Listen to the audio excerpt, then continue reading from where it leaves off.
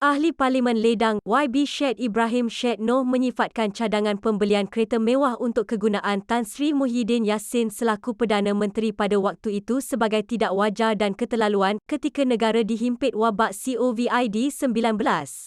Katanya, rakyat tidak boleh menerima apabila seorang Perdana Menteri sanggup untuk membeli kereta mewah berharga jutaan ringgit dalam keadaan di negara ini merana dalam meneruskan kehidupan.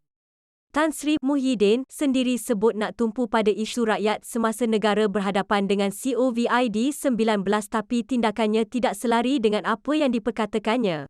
Sebagai pemimpin negara apa yang dicakap kena selari dengan apa yang dilakukan tapi nampaknya beliau lebih berminat untuk berkereta baru, katanya kepada Malaysia Deadline.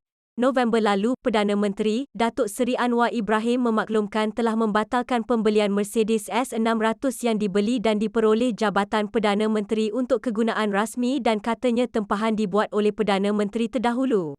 Dalam Dewan Rakyat baru-baru ini, Anwar menjelaskan kereta Mercedes kalis peluru tersebut telah dipesan oleh kerajaan melalui Spancho, syarikat pembekal kenderaan kerajaan.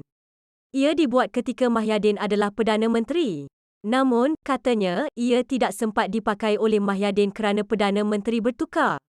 Pengganti beliau, Datuk Seri Ismail Sabri Yaakob pula tidak sempat menggunakan kenderaan itu kerana pilihan raya umum. Apa salahnya saya menolak kereta itu dan meminta perundingan dibuat untuk memulangkannya kembali, kata Anwar ketika menjawab dakwaan dari bekas Menteri Pendidikan, Datuk Razzie Jidin PAN Putrajaya yang menyifatkan Anwar hanya bersandiwara apabila menolak kereta. Menurut bekas Ketua Setiausaha Sulit Tan Sri Muhyiddin Yassin, Datuk Dari Marzuki Mohamad melalui hantaran di Facebook miliknya antara lain berkata, sebagai Perdana Menteri pada masa itu, Tan Sri Muhyiddin diberikan dua pilihan kereta rasmi iaitu MPV Lexus dan Mercedes S600. Harga kedua-duanya terlalu mahal dan minit terakhir Tan Sri Muhyiddin kepada Jabatan Perdana Menteri ialah supaya harganya dikaji dan dirunding semula. Kelulusan akhir perlu dibuat oleh Kementerian Kewangan. Dalam masa sama, Syed Ibrahim turut mengingatkan pemimpin-pemimpin di semua peringkat untuk mencontohi sikap Perdana Menteri yang bersederhana dalam isu penggunaan kereta.